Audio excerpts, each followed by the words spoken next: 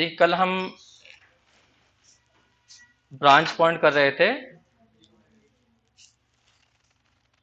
तो मैं फीस किस किस रह रही है अब भी जो है, मतलब तो गलत बात है, इतने दिन तक भी है।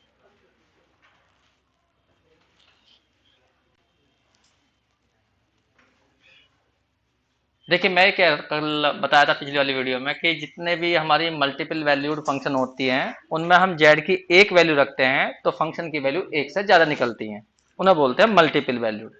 अब जितनी वैल्यू निकलती है उस फंक्शन की, उनको उस फंक्शन की ब्रांच कहा जाता है। जैसे कल हमने कहा था जेड की पावर 1/2 लीजिए, उससे जेड की दो वैल्यू निकलेंगी। अगर जेड के तुम उसके अंदर 1 रखोगे तो एक 1 आएगी, एक -1 आएगी। 2 रखोगे तो √2, एक -√2 आएगी। तो ये ब्रांच कहलाती है। ठीक है। ऐसे ही जेड की पावर 1/3 लोगे तो 3 वैल्यू निकलेंगी। तो हम कल करके दिखा रहे थे। एक मैं फिर भी तुम्हें याद करने के लिए, जैसे कि याद आ जाए तो थोड़ा बता देता हूं। ध्यान दीजिए, एफ जेड हमारा ये था जेड की पावर 1/2, ये रहा।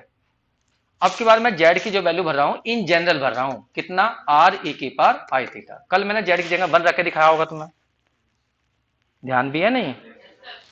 ठीक है। तो मैं आज इन जनरल भर रहा हूं, तो ये जो जेड की वैल्यू मैं भर रहा हूं, यदि हम कॉम्प्लेक्स प्लेन की बात करें तो मैंने ये जो कॉम्प्लेक्स नंबर लिया है जेड जिसे मैं भरूंगा, तो इसका जो मॉडुलस है वो कितना है, आर है। और जो इसका आर्गुमेंट है वो कितना है, थीटा है। कहने वाला ये कॉम्प्लेक्स नंबर यहां पर है, जेड यहाँ। ठीक, तो मैं ये जेड की वैल्यू जब यहां भरूंगा तो एफ जेड की वैल्यू या कह दीजिए डब्ल्यू की वैल्यू देखना चाहता हूं कितनी आएंगी। तो मैंने इसके अंदर पुट करा Z equal to R E की पावर आई थीटा। तो डब्ल्यू की वैल्यू कह दीजिए या एफ जेड की वैल्यू कह दीजिए, एक ही बात है। आर ई की पावर आई थीटा की पावर कितना, 1/2। इसका मतलब ये हुआ √r तो बाहर निकाल दीजिए, ई की पावर आई थीटा की पावर कितनी हो जाएगी, 1/2। और मैंने कहा था इसमें आर्गुमेंट में तुम 2n पाई जोड़ दो तो कोई फर्क नहीं पड़ता, एंगल तब भी उतना ही रहता है। ये रहा। तो यहाँ पर √r आ गया, इसको 1/2 को अंदर ले आइए तो यहाँ θ/2 हो जाएगा प्लस के n पाई हो जाएगा। ये तो बैठेगा। या ये कह सकते हो तुम √r आ गया और यहाँ आ गया cos θ प्लस बाई टू, अब प्लस के n पाई, अब प्लस के आ गया i sin θ/2 प्लस के n पाई। अब n की वैल्यू इसमें रखते जाइए, 0 1 2 3। n बराबर 0 रखने का मतलब होता है एक कोई भी चक्कर नहीं, मतलब यहीं पर ही। अगर जेड की वैल्यू यहां हो तो एफ जेड की वैल्यू कितनी आएगी।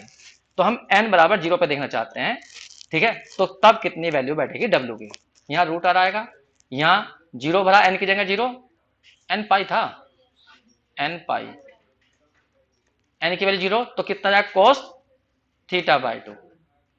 अब प्लस के क्या जाएगा, i sin θ/2। या वापस कह लीजिए कितना आ गया, √r और e की पावर i θ/2 ही आया। तो इसको मैंने कहा W1। तो ये एक ब्रांच हुई, ये एक ब्रांच कहलाएगी। W1 की वैल्यू कह दीजो या एफ जेड 1 की कह लियो, मर्जी है तुम्हारी। ये आ गया। अब तुम देखना चाहते हैं हम यदि एक चक्कर काटें, अब जेड यहां है और हम एक चक्कर काट के फिर यहीं आए, तो जेड तो चेंज नहीं होने का, क्योंकि जेड का तब भी आर्गुमेंट कितना रहेगा, आर ही रहेगा। आर्गुमेंट नहीं, मॉडुलस, मॉडुलस तब भी आर रहेगा। आर्गुमेंट में क्या जाएगा, थीटा प्लस 2 पाई हो जाएगा। लेकिन थीटा या थीटा प्लस 2 पाई एक ही आर्गुमेंट होते हैं, पॉइंट तो वहीं आ जाएगा ना वापस, तो एंगल तो वही रहेगा। तो यहां पे मैं ये कहना चाह रहा हूं कि अगर मैं n की वैल्यू 1 रख दूं, एक चक्कर के बाद देखो तो w की वैल्यू कितनी बैठती है। तो यहां पे देखो √r आ जाएगा, यहाँ cos θ/2 प्लस कितना हो जाएगा तुम्हारा, पाई, और यहाँ पे i, और यहाँ sin θ/2 और प्लस के पाई हो जाएगा। अब इसे खोलना जरा, कितना बैठा, √r, ये बैठेगा cos pi plus theta, minus क्या जाएगा, cos θ/2, और यहाँ पर आ जाएगा माइनस के i, सेकंड क्वाड्रेंट आएगा ना, सेकंड में cos भी माइनस का, थर्ड में आएगा, थर्ड में आएगा, थर्ड में कोस माइनस का और साइन भी माइनस का। तो यहाँ पर जाएगा साई साइन θ/2, माइनस कॉमन ले लो तो माइनस के √r आ गया, और यहाँ बच गया cos θ/2 और प्लस के क्या आ गया, आई साइन θ/2। ये कह दीजिए माइनस के √r और e की पावर क्या आ गई, आई θ/2, ये आ गया।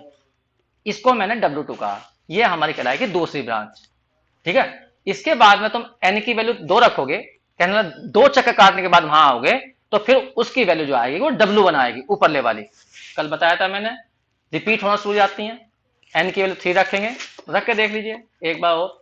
तो W की वैल्यू क्या बैठेगी, √r, और यहाँ पे cos θ/2, और n की वैल्यू तुमने यहाँ पे रखी 2 रख रखो, पहले 2 तो रखो, 2, तो 2 कितना जाएगा 2 पाई, और यहाँ आ जाएगा तुम्हारा आई असाइन थीटा बाई 2 और प्लस के तो कितना 2 पाई। अब चेक करो ऐसा कितना बैठेगा, इसे हमने W3 का, ये फर्स्ट क्वाड्रेंट आ जाएगा, फर्स्ट क्वाड्रेंट में कोस कितना बैठेगा कोस थीटा बाई 2 और आई साइन थीटा बाई 2, तो कुल मिलाकर रूट आर आई और e की पावर आई थीटा बाई 2 आई, कहने का मतलब ये W1 ही आई। ठीक है, तो फिर ये W1 आ गई। अगर तुम मान लीजिए n बराबर 3 रखोगे तो W4 निकालोगे तो वो नहीं आने की, वो आपकी बार माइनस के रूट आर e की पावर आई थीटा बाई 2 आ जाएगी, कहने का मतलब वो फिर W2 आ जाएगी। तो हम यहाँ पर देख रहे हैं बार बार, जब z यहाँ है खुद यहाँ पर है तो इसकी वैल्यू W1 है, और वो कितनी है रूट आर e की पावर आई थीटा बाई 2 है फंक्शन की वैल्यू। जब z यहाँ है तो फंक्शन की वैल्यू ये निकली हमारी, लेकिन जब इसने एक चक्कर कंप्लीट करा और एक चक्कर कंप्लीट करने के बाद फिर यही z आ गया तो फंक्शन की वैल्यू चेंज हो गई, तब वो बैठी माइनस के रूट आर e की पावर आई थीटा बाई 2। और यदि वो फिर एक चक्कर और कंप्लीट करे और फिर आए तो फिर W1 आ जाएगी, समझ रहे हो तुम? तो W1 की वैल्यू कितनी थी प्लस के रूट आर e की पावर आई थीटा बाई 2। यदि फिर वो एक चक्कर और पूरा कंप्लीट करे फिर यहां पर आए तो फिर वो W2 हो जाएगी। नहीं समझे? तो ये जो जेड हम घुमा रहे हैं वो किस पॉइंट के अबाउट घुमा रहे हैं, या कह लीजिए जेड को किस सर्किल के अंदर घुमा रहे हैं, उसका सेंटर क्या है। तो जब हम जेड को घुमा रहे हैं तो वो इसके अबाउट घुमा रहे हैं, इसके अबाउट। और जेड को जैसे जैसे हम एक चक्कर घुमाया फिर दो चक्कर घुमाए तो यहां पर फंक्शन की वैल्यू चेंज हो रही है बार बार। पहले जब कोई चक्कर नहीं कटा तो फंक्शन की वैल्यू प्लस में आई, जब एक चक्कर काटा तो फंक्शन की वैल्यू माइनस में आई, फिर अगला चक्कर काटा फिर प्लस में आ गई, फिर अगला चक्कर काटा फिर माइनस में आ गई। इसका मतलब यहां फंक्शन की वैल्यू बार बार चेंज होती जा रही है, W1 फिर W2 फिर W2 फिर W3 फिर W1, मतलब वापस वही हो रही है। तो इसका मतलब यह है कि जब तुम जेड को जो घुमा रहे हो किस पॉइंट के अबाउट घुमा रहे हो ये देखना तुम्हें। और जेड को हम घुमा रहे हैं क्लोज कर्व में, लेकिन किस पॉइंट के अबाउट घुमा रहे हैं जेड इक्वल टू 0 के, तो जेड इक्वल टू 0 यहां पर ब्रांच पॉइंट कहलाता है। जिस पॉइंट के अबाउट जेड को घुमाया जाए और फंक्शन की वैल्यू चेंज होती रहे तो उस पॉइंट को ब्रांच पॉइंट कहते हैं।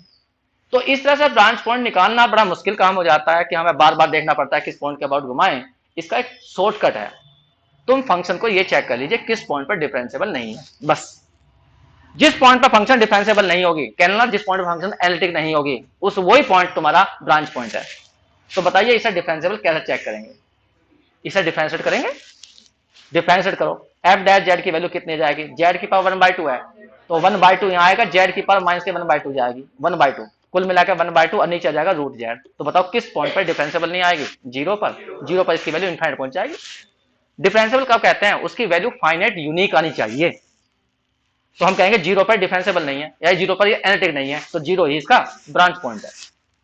तो इस तरह से शॉर्टकट से हम ब्रांच पॉइंट ढूंढ सकते हैं, लेकिन इस तरह से करेंगे तो बहुत टाइम लग जाता है। हाँ, क्योंकि ये एमएससी में जाकर फिर कॉम्प्लेक्स की किताब है, वहां पर बहुत ही योगदान है इसका जो है। क्योंकि जब यहाँ पर जो है फंक्शन की वैल्यू चेंज हो रही है तो पूछेगा तुमसे बताइए फंक्शन कंटिन्यूअस हुई या नहीं हुई, तो ब्रांच पॉइंट पर कभी फंक्शन कंटिन्यूअस नहीं होती, क्योंकि फंक्शन की वैल्यू यहाँ पर चेंज हो रही है। अब कंटिन्यूटी का मतलब होता है फंक्शन की वैल्यू एक रहेगी, चेंज नहीं होगी। कंटिन्यूटी का मतलब क्या है कि वहां पर फंक्शन टूट नहीं रही है, फंक्शन की दो वैल्यू नहीं हो सकती, एक ही तो वैल्यू रहेगी जब कर्व कंटिन्यूअस है। अगर मान लीजिए तुमसे कोई कहे पैराबोला इस पॉइंट पर क्या ये कंटिन्यूअस है, हाँ यहाँ जेड की वैल्यू 1 है, और कोई कह रहा है कि कोई फंक्शन ऐसी है यहां तक गई फिर यहां से इधर से स्टार्ट हो गई, तो इस पॉइंट पर चेक करिए यहां पर जेड की वैल्यू 1 है तो यहां फंक्शन की वैल्यू अलग है, और ऊपर देखियो अलग है, लेफ्ट साइड से अलग राइट साइड से अलग, तो फंक्शन कंटिन्यूअस नहीं हो सकती। तो वही बात यहां पर है कि कोई पूछने का तुमसे बताइए जेड पॉइंट जो ब्रांच पॉइंट होता है उस पर फंक्शन कंटिन्यूअस आएगी, नहीं, ना तो कंटिन्यूअस होगी ना एनालिटिक होगी ना डिफरेंशिएबल होगी, है नहीं तुम्हारे यहाँ पर। मैं तो बता रहा हूँ केवल इतनी बात जो है। तो यहाँ पर मैं थोड़ा डेफिनेशन लिख देता हूँ ब्रांच पॉइंट की, तुमने कल वाली बात समझाई है, आज मैंने इन जनरल समझाई है। कल मैंने जेड की वैल्यू एक पर्टिकुलर ली थी, कितनी 1 लिया था, जेड इक्वल टू 1 रख के दिखाया था, टेबल बना के दिखाई थी उसमें। 1 का मतलब 1 + 0 आई। कोई कहेगा आर कितना लिया था, मैंने 1 लिया था। एंगल कितना लिया था, थीटा बराबर 0 लिया था। तो कल मैंने यहाँ आर की जगह 1 लिया था, थीटा की जगह क्या लिया था 0 लिख के भी दिखाया था मैंने, ई की पावर आई 0, फिर उसमें 2n पाई जुड़ा था। तो कल मैंने वो पर्टिकुलर केस करा था, आज मैंने जनरल केस करा कि जेड की वैल्यू इन जनरल हम कुछ भी ले लें तो फंक्शन की वैल्यू चेंज होगी, और फंक्शन की वैल्यू आएगी दो तरह की। तो इसका मतलब इसके ब्रांच कितनी है, 2 है। तो यहां पर लिखूंगा मैं hence branch of F Z equal to Z की पावर 1/2 की। 2 ब्रांच आई, एक आई W1 या कह दीजिए हाँ आर कितनी आई रूट आर e की पावर आई थीटा बाई 2, और दूसरी आई W2 equal to root R minus के और e की पावर आई थीटा बाई ये रहे। इसी तरह से यदि कोई तुमसे कोई क्वेश्चन पूछ बैठे तो बता रहा हूं वैसे मैं, अगर ये पूछ बैठे कि भाई फंक्शन तुम्हें दे दी गई F Z equal to Z की पावर 1/3, तो इसकी कितनी ब्रांच होगी, तो जितना ही नीचे लिखा ना 3, तो 3 ब्रांच आएंगी। कौन कौन सी होंगी निकालनी है तुम्हें, फिर वही तरीका लगाओ जैसा हमने ऊपर लगाया, पुट कर दो इसमें जेड बराबर कितना आर ए के पावर आई थीटा, तो यहां रखोगे तो आर की पावर 1/3 आ जाएगी, और यहां आ जाएगा ए की पावर आई थीटा, और पूरे की पावर कितनी 1/3, और इसमें 2n पाई जोड़ लो, आर के पावर 1/3 और यहां पर आई, और यहां पर लिख लीजिए थीटा प्लस कितना 2n पाई, और बस चक्कर लगाते जाइए और ये अलग अलग वैल्यू निकलती हुई चली जाएंगी। आर की पावर 1/3 जब यहां रखेंगे तो ए की पावर आई थीटा बाई 3 और प्लस के हो जाएगा 2n पाई बाई 3।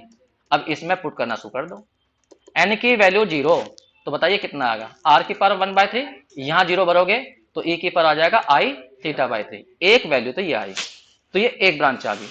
फिर एक चक्कर के बाद देखो क्या वैल्यू बैठेगी, उसे W2 कहूंगा मैं, आर की पावर 1/3 और यहां पर आ जाएगा ए की पावर में क्या आई थीटा बाई 3, अब प्लस के तुमने क्या रखा है यहां पर 2 पाई, हाँ 2 पाई बाई 3 आ जाएगा। अब इसको चेक करो अगर तुम चेक करना है तो, वरना ऐसे लिख के छोड़ दो, चेक करना है तो कैसे करोगे, ऐसा कोस साइन में चेंज कर लोगे, कोस थीटा बाई 3 प्लस के 2 पाई बाई 3, अब प्लस के आई साइन थीटा बाई 3, अब प्लस के 2 पाई बाई 3, चेक करो कौन से क्वाड्रेंट में आया है, सोल्व करना पड़ेगा थोड़ा सा जो है।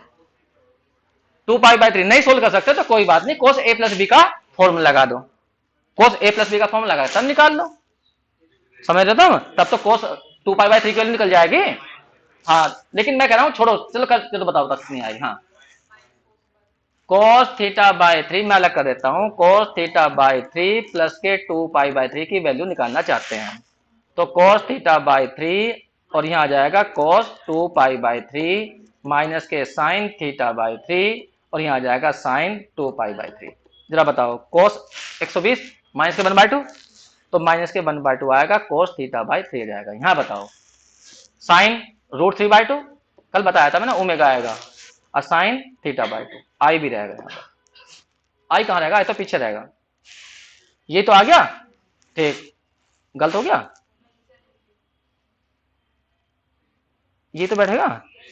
अब उस वाले खोलना साइन को, साइन थीटा बाई 3 अब प्लस 2 पाई बाई 3 की value, sine A sine B तो sine theta by 3 sine 2 pi by 3 √3/2, अब फिर प्लस आएगा cos थीटा बाई 3, अब फिर आएगा cos 2 पाई बाई 3, तो माइनस क्या जाएगा माइनस के 1/2। अब इसका रियल पार्ट छांटो कौन कौन सा रियल पार्ट है, ये तो आई के साथ जाएगा पीछे वाला सारा, और ये जाएगा इमेज, ये लिख देते हो माइनस के 1/2 आया, और यहाँ कितना आया cos थीटा बाई 3 और माइनस के √3/2 आया, और साइन थीटा बाई 3, ये तो बैठा ये वाला, पीछे वाले को देखो आई के साथ जो आया वो आया साइन थीटा बाई 3 और √3/2 भी है, √3/2 और माइनस के 1/2 और cos थीटा बाई 3, जल्दीबाजी में ऐसे लिखा रहा बस, ये 1/2 है। देखो कुछ कर सकते हो इसमें थोड़ा बहुत, जैसे ये कोस कोस वाला है एक से हो जाएंगे ना, तो हाँ नहीं आई वाले फिर फॉर्मूले में बदले नहीं करना, फॉर्मूले में बदले नहीं ये बदल जाएगा, फॉर्मूला नहीं बन पाएगा कोई भी, हाँ आई आएगा वो, चलो इतना लिखे छोड़ दो जो है। हाँ कोई पर्टिकुलर वैल्यू भर दो ना 1, जेड की वैल्यू 1 भर दो तब निकल जाएगा सही, छोड़िए इतना ही आ गया। ऐसे ही हम अगली वैल्यू निकालना चाहते हैं,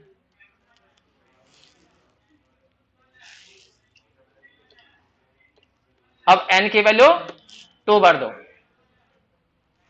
तो बताइए W3 कितना जाएगा, r की पावर 1/3 और यहां आ जाएगा a की पावर आई थीटा बाई 3 और n की वैल्यू तुमने 3 रखी 2 रखी तो 4 पाई बाई 3, ये आ गया।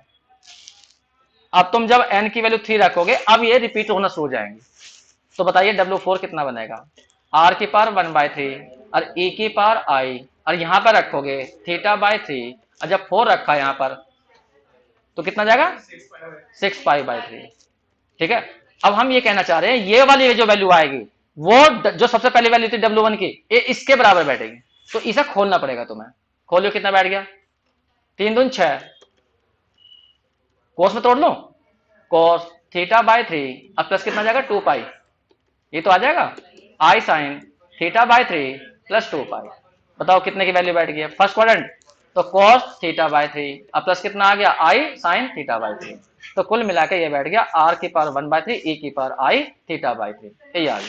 नमस्ते बच्चों। तो इसका मतलब ये दोबारा से फिर रिपीट हो गई, देखो W1। अब जो अगली वैल्यू होगे तुम वो आएगी W2 के इक्वल। तो यदि कोई पूछ लेंगे ब्रांच क्या बने इसकी, तो ब्रांच ये बनी, branches of F Z equal to W की पावर जेड की पावर 1/3 की। एक तो बनी W1 उसकी वैल्यू खोल दीजिए आर की पावर 1/3 ई की पावर आई थीटा बाय 3। दूसरी ब्रांच बनी W2 की वैल्यू खोल दीजिए, हाँ आर की पावर 1/3 ई की power I theta by 3 plus के 2 पाई बाय 3। और तीसरी ब्रांच बनी इसकी W3 इक्वल टू आर की पावर 1/3 और ई की power I theta by 3 plus 4 pi by 3। बस जी, इसकी 3 ब्रांच है। और इसी तरह से यदि कोई पूछने लगा तुमसे W अगर जेड की पावर 1/4 कर दे तो तब 4 ब्रांच आ जाएंगी। क्या चीज, और जेड की पावर 1/n आ जाए तो फिर उसकी n ब्रांच होंगी। ठीक है। अब कोई क्वेश्चन पूछ बैठा तुमसे क्या ऐसी भी कोई मल्टीपल वैल्यूड फंक्शन हो सकती है जिसकी अनंत ब्रांच आए, इनफाइनाइट ब्रांच आए, तो वो एक फंक्शन में तुम्हें एग्जांपल दे रहा हूं, वो होती है लॉग जेड। करके दिखाता हूं। एफ जेड इक्वल टू है लॉग जेड, लॉग जेड। ठीक है। इसके अंदर जेड की वैल्यू भरिए, इन जनरल भर लीजिए या पर्टिकुलर भर लीजिए, 1 रख लिया 2 रख लो, जो मर्जी तुम्हारी भर लो। फिलहाल तो मैं इन जनरल भर रहा हूं, पुट कर रहा हूं मैं जेड बराबर कितना आर ई की power I theta. In general लिया मैंने, कोई पूछेगा मैंने ये क्या लिया तो मैं कहूंगा यहां लिया ये कॉम्प्लेक्स नंबर, इसका जो मॉडुलस है वो आर लिया है और जिसका आर्गुमेंट है वो थीटा लिया है। ठीक, इसमें रखो।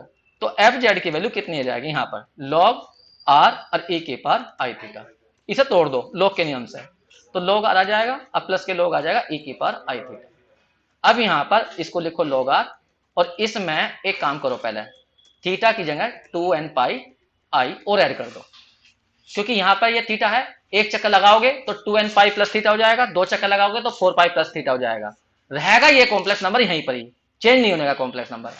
तो हम यहाँ पे क्या करा, थीटा की जगह हमने ये कर दिया, तो कुल मिलाकर ये वैल्यू ऐसी आ गई, ये आ गई थीटा प्लस 2n पाई बाहर आ गई और साथ में आई, ये बन गई। लॉग की वैल्यू कितनी होती है 1, ये आ गया। तो ये एफ जेड की वैल्यू है, ये कहने में फंक्शन की वैल्यू निकल गई ये।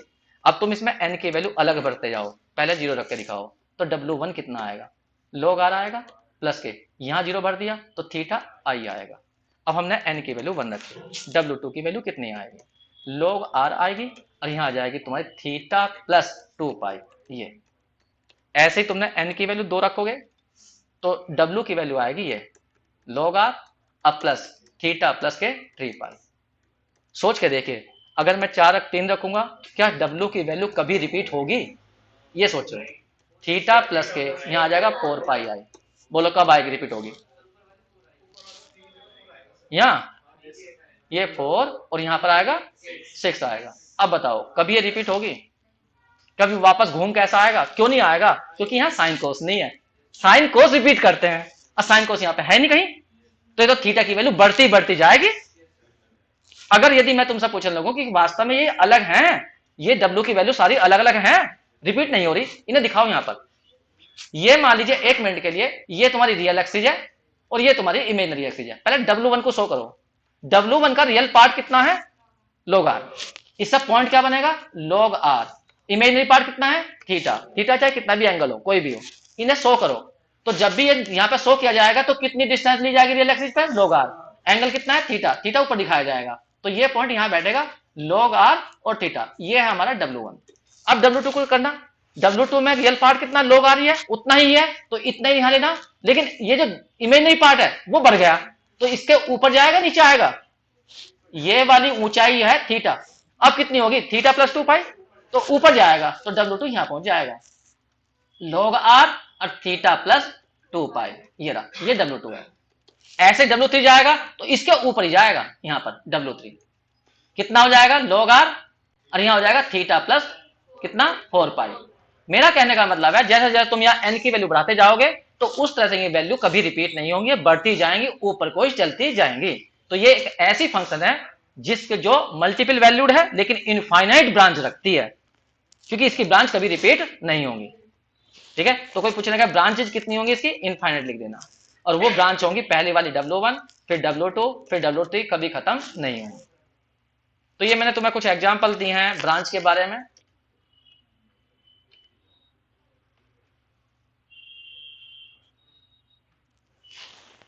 देखिए मैंने ब्रांच पॉइंट की डेफिनेशन बुक से लिख दी है। ब्रांच पॉइंट मैंने लिखा है, ब्रांच पॉइंट एक पॉइंट है about which the branches of F Z are interchange when Z describe a close path.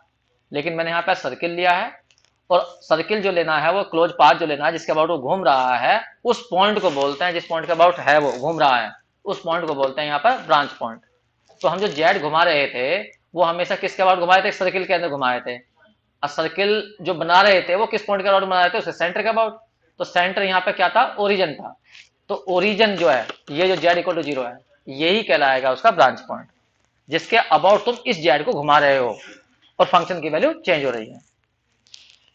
अब इसको शॉर्टकट ये है, इसको ऐसा नहीं करना है, शॉर्टकट ये है कि फंक्शन को डिफरेंशिएट करो और देखो किस पॉइंट पर वो डिफरेंशिएबल नहीं है। यही कह दीजिए एफ डैश ए एग्जिस्ट नहीं कर रहा, तो जिस पॉइंट पे एग्जिस्ट नहीं कर रहा वही पॉइंट उसका ब्रांच पॉइंट हो जाएगा। ये शॉर्टकट है। ठीक है, एक डेफिनेशन और देखिए। कोई फंक्शन तुम्हें देखी है एफ जेड, और तुमसे ऐसा कहा जाए, पूछा जाए कि बताइए कहां पर ये एनालिटिक नहीं है। अब एनालिटिक या डिफरेंशिएबल ये सब एक ही बात है, तो क्या करेंगे हम, कहेंगे 1 पर। ठीक है, तो 1 इसका ब्रांच पॉइंट भी है।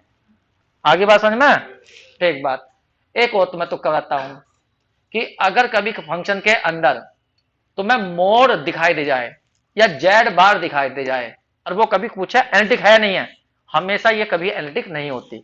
जिनके अंदर मोड आ जाए या जेड बार आ जाए वो कभी एनालिटिक नहीं होती, कभी भी। सही है।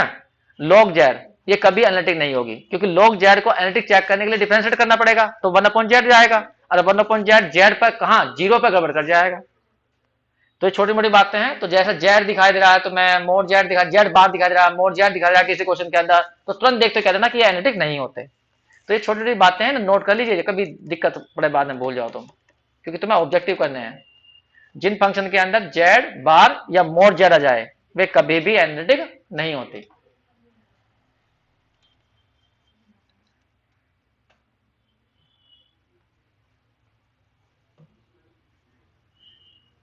fz is not analytic when fz contain more z or z bar।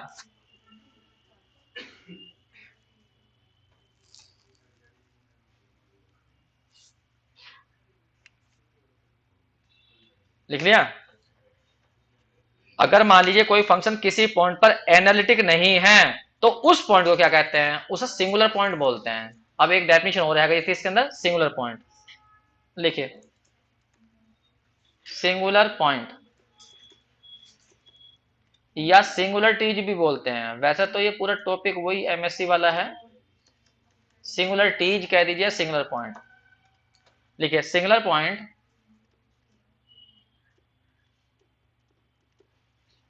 Singular point of a function is a point, एक ऐसा पॉइंट होता है एट विच द फंक्शन, एक शब्द आता है बड़ा इंपॉर्टेंट है, सीज कर देना। सीज का मतलब होता है बंद कर देना, रोक देना। Ceases to be analytic, analytic ऐसा पॉइंट जो किसी फंक्शन को सीज कर दे एनालिटिक होने से। ठीक है, तो उस पॉइंट को सिंगुलर पॉइंट या सिंगुलरिटीज कहते हैं। ये भी बहुत तरह की होती हैं, रिमूवेबल होती है, आइसोलेटेड होती है, लेकिन तुम्हारे सिलेबस में नहीं है वो, तो उनकी बात फिलहाल हम नहीं कर रहे। ठीक है, अब आते हैं हम ऑब्जेक्टिव पर। किताब खोलिए और ऑब्जेक्टिव में जो जो तुमने प्रॉब्लम करी नहीं है, नहीं हुई है, वो बोलते जाइए।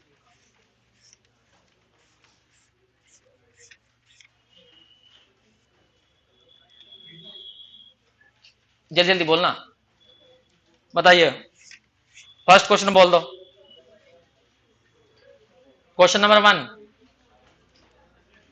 A function of xy which has possess continuous partial derivative of first order and second order and satisfy Laplace equation क्या बोलते हैं? हार्मोनिक. लिखवाई थी बाकायदा. Harmonic function. डेफिनेशन सब ये है. दूसरा पढ़ो. fz equal to u plus iv is analytic when u is harmonic या v is harmonic या u और v are both harmonic conjugate. बोल लो कैसा है. अगर एफ जेड कोई एनालिटिक होती है तो मैंने बताया था उसका इमेजनरी पार्ट 100% रियल पार्ट के हार्मोनिक कॉन्जुगेट होता है. और दो फंक्शन हार्मोनिक कॉन्जुगेट तभी होंगी जब वे खुद पहले दोनों की दोनों हार्मोनिक होगी. तो इसका मतलब यू और वी कैसे होने चाहिए? हार्मोनिक होने चाहिए. लिखो इस बात को, कहीं भूल जाओ. एफ जेड इज एनालिटिक, ये एनालिटिक है तो हम जानते हैं V is harmonic conjugate of U. इसका मतलब ये हुआ फर्स्ट कंडीशन थी उसकी, फिर दोनों की दोनों कैसी होनी चाहिए? Are harmonic function.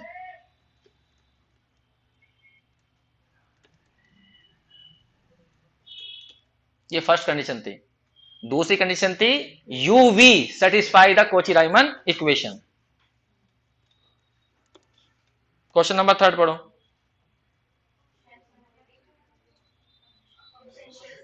अगर कोई फंक्शन एनालिटिक होती है इज ऑल्सो कॉल्ड होलोमॉर्फिक. क्या नाम है इसके? वैसे होलोमॉर्फिक रेगुलर फंक्शन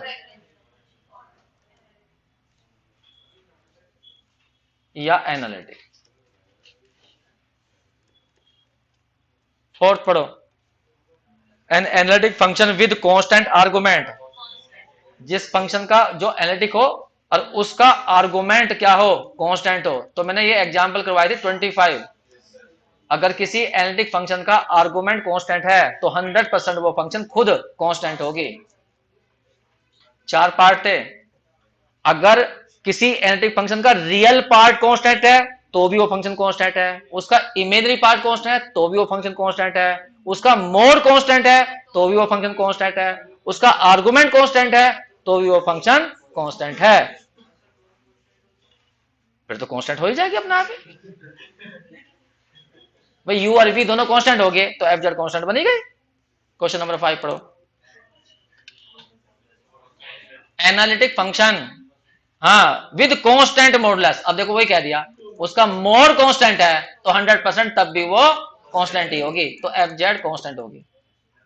लेकिन ध्यान रखना पहले वो एनालिटिक भी होनी चाहिए. क्वेश्चन नंबर 6 पढ़ो.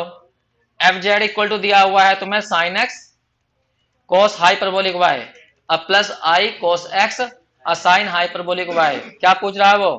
Continuous everywhere. तुम्हें बताया था साइन कोस हमेशा ये कंटिन्यूअस होते हैं हर जगह जो है. फिर उसके बाद मैं पूछ रहा हूँ सेकंड पार्ट में क्या ये एनालिटिक भी है? तो एनालिटिक के लिए डिफरेंशिएबल चेक करना पड़ेगा. तो या तो इसे जेड में चेंज करो या कोची राइमन इक्वेशन सेटिस्फाई करके दिखाओ. ठीक है, जेड में चेंज कर सकते हो, करवाया था मैंने. साइन एक्स इसे लिख लेंगे कोस आई वाई और यहां जाएगा तुम्हारा कोस एक्स और इसको लिख लेंगे आई साइन हाइपरबोलिक वाई. तो ये फॉर्मूला बन जाएगा साइन ए कोस बी का. गलत हो गया? हाँ बोलो फॉर्मूला. साइन के पीछे आई वाई. हाँ बोलो बोलो क्या बन जाएगा? साइन एक्स प्लस आई वाई. तो ये बन गया साइन जेड. और साइन जेड को यदि हम डिफरेंशिएट करें तो कितना आ जाएगा? कोस जेड. और कोस जेड की वैल्यू -1 और +1 के बीच में होती है, कभी इनफाइनाइट जाती नहीं. तो इसका मतलब ये डिफरेंशिएबल है. तो ये एनालिटिक भी है डिफरेंशिएबल भी है. तो इसका आंसर जाएगा सी. तो मैंने जब ऑब्जेक्टिव करो तो ये समझो जैसा हम रियल में करते हैं ना क्वेश्चन को, जेड वन मत समझो, सिंपल वैसा सोचो कि ये सारा काम रियल में कर रहे हैं हम. तो कोई दिक्कत नहीं है, वैसे जवाब दे दीजिए, सब हो जाएंगे. नहीं 7 कोची राइमन इक्वेशन बताइए कौन सी वाली होती है? यू एक्स इक्वल टू होता है वी वाई के और यू वाई इक्वल टू होता है -वी एक्स के. 8 पढ़ो. Which of the following is not correct? F और जी दो फंक्शन है, उनका रीजन क्या दिया है? डोमेन दिया दिया है आर. तो अगर हम उन्हें जोड़ दें तो क्या वो भी एनालिटिक होगी? तो मैंने बताया था दो फंक्शन एनालिटिक होती हैं, उन्हें जोड़ दीजिए. डिफरेंशिएबल सोचो ना, दो फंक्शन तुम्हारी कोई डिफरेंशिएबल है, उन्हें जोड़ दो, माइनस कर दीजिए, गुणा कर दीजिए, तो वे डिफरेंशियल बैठती हैं. डिवाइड भी कर दो, लेकिन डिवाइड में कंडीशन होती है, अगर तुम उन्हें डिवाइड कर रहे हो तो नीचे वाले की वैल्यू जीरो नहीं होनी चाहिए, तभी वो एनालिटिक बैठेगी या डिफरेंशियल बैठेगी। तो इसमें जो कंडीशन है, जो नीचे वाली ने डी वाला, डी में ये कंडीशन दी गई, जी की वैल्यू जीरो नहीं होनी चाहिए, तो ये गलत है। तो याद रखना, जब भी दो एनालिटिक फंक्शन होती हैं उन्हें जोड़ दीजिए, माइनस कर दीजिए, डिवाइड कर दीजिए, मल्टीप्लाई कर दीजिए, सब एनालिटिक बैठती हैं, बट डिवाइड में नीचे वाला जीरो नहीं होना चाहिए। जीरो जाएगा तो फिर इनफाइनाइट हो जाएगा ना। 999 चेक करो, which of the following is correct, बताइए, करवाया था मैंने। डब्ल्यू को जेड के रेस्पेक्ट में डिफरेंशिएट करो, या डब्ल्यू को एक्स के रेस्पेक्ट में डिफरेंशिएट करो, तो वो सेम आता है। 10 डेरिवेटिव ऑफ इतने इन पोलर फॉर्म, ये भी करवाया था मैंने। डब्ल्यू को जेड के रेस्पेक्ट में डिफरेंशिएट करो, या डब्ल्यू को करो आर के रेस्पेक्ट में, लेकिन साथ में ई की पावर माइनस के आई थीटा आता है। प्रूफ करवाए थे मैंने, बाका नहीं है। क्वेश्चन नंबर 11 पढ़ो। Any function of X and Y रखती है कंटिन्यूस पार्शियल डेरिवेटिव फर्स्ट और सेकंड के, और उसे कहते हैं हार्मोनिक फंक्शन।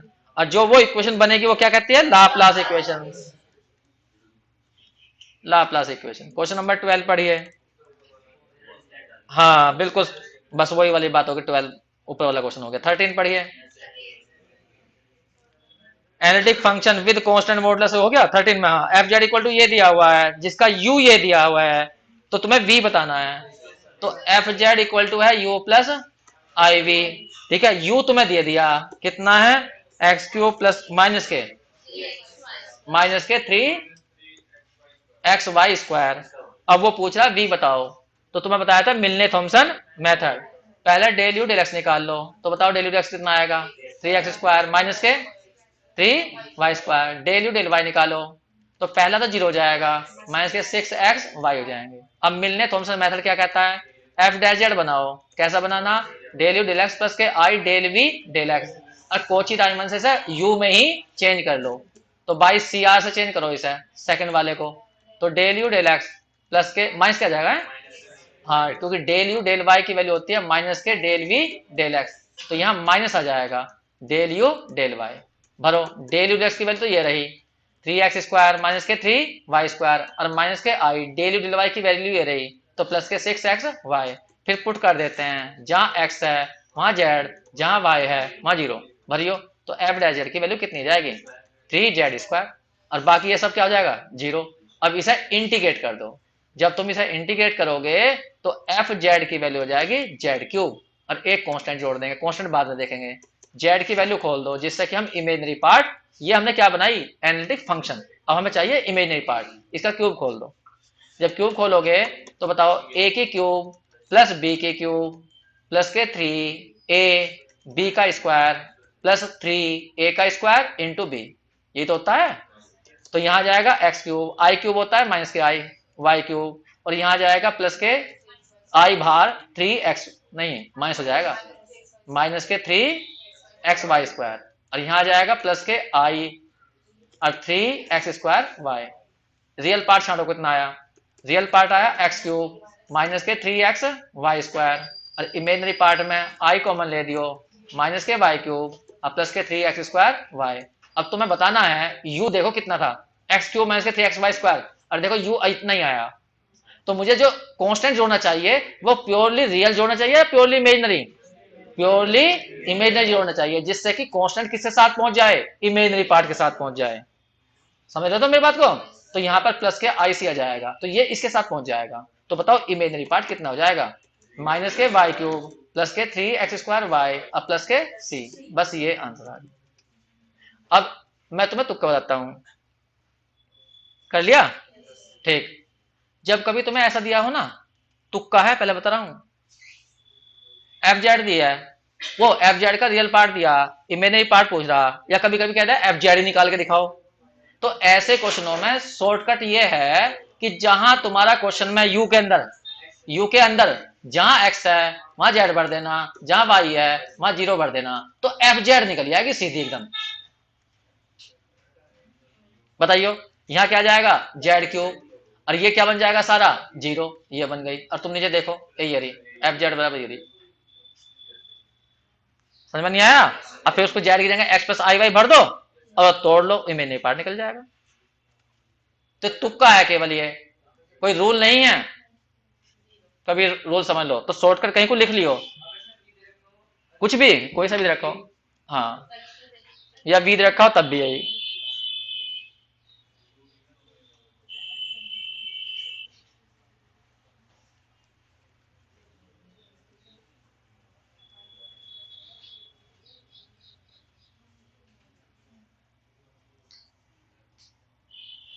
एक पेपर बताया तुम्हें, कॉपी बना लेते, पेज चैप्टर नंबर डालो, उस पर इंपॉर्टेंट बात है, फॉर्मूले जितने भी हैं सारे नोट कर लो।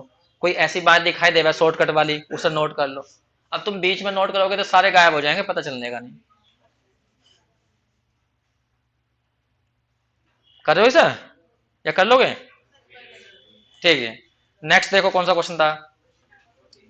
क्वेश्चन नंबर 14 में, बहुत बार आ चुका है 14, 15 में भी, 18 में भी, 16 में भी, कई बार आ चुका। 14 देखिए, अब क्या कहा उसने, एफ जेड बनाना है जिसका रियल पार्ट दिया है यू ई की पावर एक्स कोस वाई। अब क्या बताया तुक्का कि एक्स की जगह जेड भर दो और वाई की जगह जीरो भर दो तो एफ जेड बन जाएगी। तो बताओ क्या आ जाएगी, ई की पावर जेड। देख लो कौन सा आंसर सही है। अब इसने भी, ये भी बहुत तेज है, इसने कह दिया ई की पावर जेड तो बनेगी, लेकिन सी आई आएगा कॉन्स्टेंट में, क्या आएगा? तो तुम सोचो, इसको फिर तोड़ना शुरू कर दो। क्या करोगे यहाँ पर, x प्लस आई वाई और e की पावर x, और इसको तोड़ दो कोस y और प्लस आई साइन y। अब ये देख लो रियल पार्ट बिल्कुल सेम रहना चाहिए, तो e की पावर x कोस y तो रियल पार्ट और प्लस आई और e की पावर x साइन y। तो इसका मतलब रियल पार्ट में चेंज नहीं होना चाहिए, क्योंकि जो देखा वो होना चाहिए। तो इसका मतलब हमें क्या जोड़ना चाहिए, आई सी जोड़ना चाहिए, जिससे कि c इमेजिनरी पार्ट के साथ चला जाए। बस क्वेश्चन सही हो गया। 15 बताओ जल्दी से, बहुत बड़ा है ये भी। क्या आप, हाँ, एफ जेड कैसे बनाओगे, जहां एक्स है वहां जेड बनाइयो, ए की पावर जेड, अंदर यहाँ जेड और कोस जीरो वन हो जाएगा, साइन जीरो जीरो जाएगा, बस ये बनेगा जेड ए की पावर जेड। कर लिया बच्चों? 16 देखो, 23 है, डब्ल्यू एक फंक्शन दिया है। अब देखो इस क्वेश्चन में थोड़ी सी टेक्निक है, ध्यान रखना, इंपॉर्टेंट क्वेश्चन में आता है लेकिन टेक्निक है इसके अंदर। देखो उसने दिया एक फंक्शन है डब्ल्यू, और वो ऐसे दी है। अब बताओ वो एनालिटिक कहां नहीं है। अब इसने क्वेश्चन को घुमा दिया, क्या दिया, जेड बराबर, और देना चाहिए था एफ जेड बराबर। तो देखो क्या करूंगा मैं, ध्यान सुनना, माइनस के वी, पीछे दिया है कोस यू, प्लस के आई साइन यू, यही है ना। देखो फंक्शन होती है हमेशा ऐसे, एफ जेड बराबर, और जब मानते हैं हम तो यू प्लस आई भी मानते हैं, real part U imaginary part V, यही हमारा डब्ल्यू होता है, यही तो होता है। बस इधर ध्यान देना, देखो कैसे करूंगा मैं, इसको मैं इकट्ठा करूंगा पहले e की पावर आई यू में, तो e की पावर में कुल मिला के क्या आ गया, माइनस यू वी और प्लस के आई यू। लेकिन मुझे पता है w बराबर तो ये होता है, तो u प्लस आई भी होता है, तो इसमें i कॉमन ले लो। जब इसमें से i कॉमन लोगे तो u बन जाएगा अकेला, यहां आ जाएगा माइनस के एक बटे आई, आई से ऊपर नीचे गुणा कर लो तो प्लस के आई, तो प्लस के आई भी बन जाएगा। तो इसका मतलब ये आ गया ए की पावर आई, ये डब्ल्यू हो गया, या एफ जेड कह दो। लेकिन हमें तो एफ जेड चाहिए, तो दोनों तरफ का लॉग ले दो। जब लॉग लोगे तो लॉग जेड बराबर आ जाएगा आई डब्ल्यू। या डब्ल्यू की वैल्यू कितनी आ गई, एक बटे आई, सॉरी एक बटे आई और लॉग जेड, या एफ जेड कह दो डब्ल्यू को। तो एफ जेड की वैल्यू कितनी आ गई, एक बटे आई और लॉग जेड। अब तुम इसे एनालिटिक चेक करना, तो डिफरेंशिएट करके देख लो कहां गड़बड़ करेगा ये, one upon Z, Z equal to zero पर ये डिफरेंशिएबल नहीं है, ना एनालिटिक होगा। इन्हें समझ में नहीं आया, तो ये फंक्शन थोड़ी सी सही करनी पड़ती है। ये कुछ क्वेश्चन है इसके अंदर ऐसे ही। 16 जल्दी नोट करो। गुड़िया तुम्हें तबीयत तो सही है? हाँ, ऐसा लग रहा है कि तबीयत सही ना हो, पानी पी लो जो है।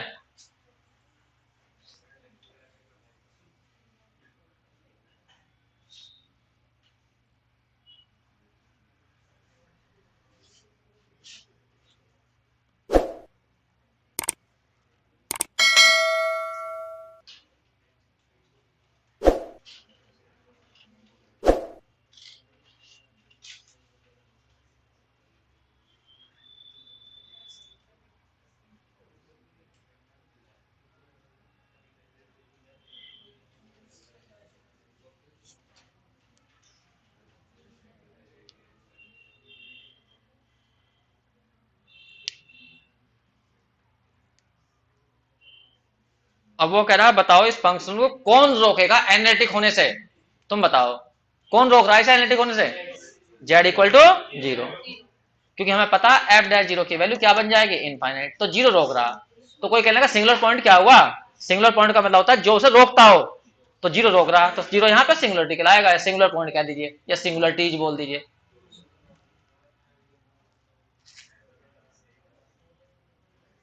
कर लिया।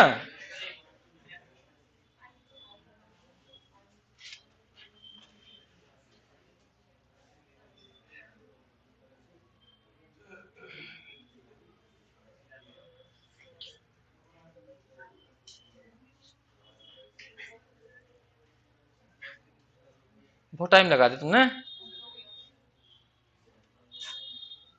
नेक्स्ट देखिए, क्वेश्चन नंबर है 17, तुम पढ़ो आपकी बात जल्दी से। एफ जेड यदि एनालिटिक है तो उसने कहा उसका रियल पार्ट को एक कांस्टेंट मान लो तो एक कर्व बन जाएगा, उसके इमेजिनरी पार्ट को एक कांस्टेंट के इक्वल तो दूसरा कर्व बन जाएगा। ये दोनों कर्व हमेशा कैसे होते हैं, ऑर्थोगोनल होते हैं, करके दिखाया था मैंने। क्वेश्चन नंबर 18 पढ़ो। बताओ F Z equal to Z bar क्या कभी एनालिटिक होगी, नहीं। जब भी जेड बार दिखाई दे जाए या मोर तो कभी भी एनालिटिक नहीं होती, लिख देना इज नॉट एनालिटिक, करने की जरूरत नहीं है, वरना मैंने करवा रखा है वैसे, ये बहुत लेंथी पड़ जाता है। अपने शब्दों में लिखना क्योंकि इसमें जेड बार आ गया इसलिए एनालिटिक नहीं है ये। 19 पढ़ो। Harmonic function U V satisfy the Cauchy Riemann equation then F Z is, बताइए एनालिटिक।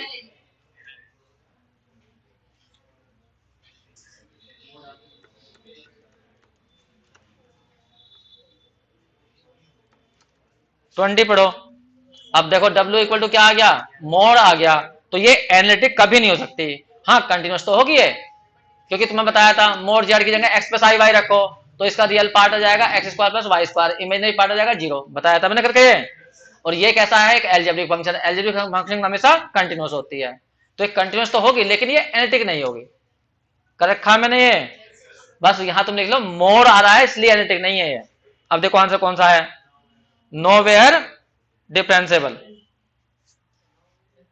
लेकिन जीरो पे तो थी ये शायद, नहीं थी जीरो पे भी नहीं थी, हाँ वो थी बटे वाली जेड बार बार अपॉन जेड वाली, वो जीरो पर थी। 21 पढ़ो। बताओ देखो u बराबर ये दिया तो v निकलवाया, लगाओ तुक्का। एफ जेड कैसा बनाने, जहां x है वहां z और जहां y है वहां जीरो भरियो, 1/2 लॉग कितना हो जाएगा जेड स्क्वायर, स्क्वायर को बाहर निकाल दो तो लॉग जेड। बताओ कहां पे डिफरेंशिएबल नहीं आने की, अच्छा ये ना पूछा उसने, ये तो वी पूछ रहा, तो तोड़ दो, जेड की जगह रख दो एक्स प्लस आई वाई। बताओ क्या टूटता है लोग, फॉर्मूला था बीएससी पार्ट 1 में, log X square plus Y square plus I tan inverse Y upon X, याद ना, ट्रिग्नोमेट्री में था ये लॉग का फॉर्मूला।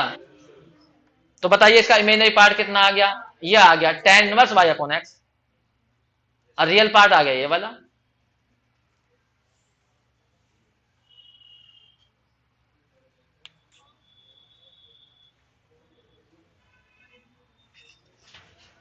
ट्वेंटी टू पढ़ो। हाँ क्या बात कही है, u बराबर क्या दिया X square minus Y square. अब इसने हमसे ये पूछा दो बार करो u का, किसके, z और z बार के। अब देखो u खुद एक्स वाई में अकरवाला z के, तो मैंने कहा था इसको चेंज कर लेना, 1/4 दो बार तो करना x के और दो बार करना y के, बताया था। लेकिन किसका करना, u का। अब तुम करिए दो बार, 1/4 u का दो बार करोगे x के, एक बार करोगे तो 2x आएगा, अगली बार में 2 आएगा, फिर यहां करना y के, तो एक बार में माइनस के 2y आएगा, अगली बार में माइनस के 2 आएगा, कुल मिला के आ गया जीरो आ गया। 23 करो। कोई एनालिटिक फंक्शन है उसका रियल पार्ट कांस्टेंट है, अगर रियल पार्ट किसी फंक्शन का कांस्टेंट होता है तो वो फंक्शन 100% कांस्टेंट होती है, एफ जेड इज कांस्टेंट। 24 पढ़ो। एफ जेड इक्वल टू कितना दिया है, 1/z इंटू जेड माइनस 3, बताइए कहां पर एनालिटिक नहीं है, जहां पर डिफरेंशिएबल नहीं होगी। देखो तुमने देख तो बता दिया, जबकि तुम्हें डिफरेंशिएट करना था। डिफरेंशिएट करोगे तभी तो चेक करोगे, लेकिन हमें पता है कि डिफरेंशिएट करेंगे तो नीचे वाले का स्क्वायर तो नीचे नू रहेगा ही, इसलिए हमने सोचा नहीं ज्यादा। लेकिन ध्यान रखना डिफरेंशिएट करके चेक करना। सही है। तो यहां बताओ किस पर गड़बड़ करेगा यो, एक तो जेड इक्वल टू 0 पर और एक जेड इक्वल टू 3 पर गड़बड़ करेगा। जल्दी करो।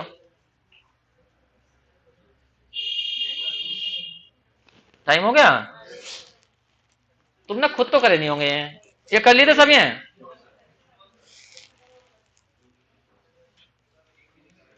कर लो, ऐसा ऐसा क्या फायदा होगा, फिर मैं एक एक कराऊंगा तो बहुत टाइम लग जाएगा, जबकि मैं करवा चुका हूं काफी सारे क्वेश्चन। तो F Z equal to U plus I V analytic है एट एनी पॉइंट पर, तो कोची राइमन इक्वेशन बताओ, सेटिस्फाई करेंगे उस बिंदु पर।